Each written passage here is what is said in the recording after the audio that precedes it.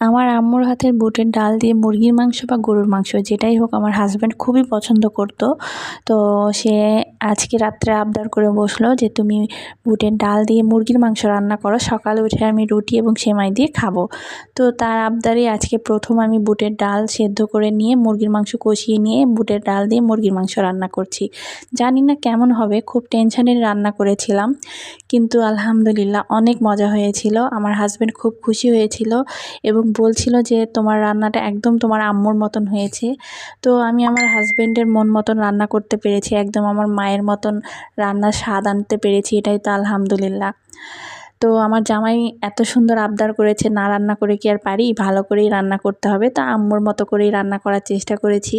তারপরে যে ফ্লেভার আসার জন্য আমি এখানে কাঁচামরিচ একটু কেটে দিচ্ছিলাম, যেন একটু বুটের ডালের ফ্লেভারটা একটু ভালো আসে।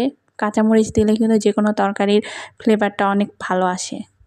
তো এভাবে বুটের ডাল দিয়ে গরুর মাংস বা মুরগির মাংস কে কে পছন্দ করেন অবশ্যই কমেন্ট করে জানাবেন, এবং আমার রান্নাটা কেমন দেখতে লাগছে সেটাও কমেন্ট করে জানাবেন। তো এই যে অলমোস্ট আমার রান্না হয়ে এসেছে, একটু নাড়াচাড়া করে দিচ্ছিলাম লাস্ট, যেহেতু কাঁচামরিচ কেটে দিয়েছিলাম।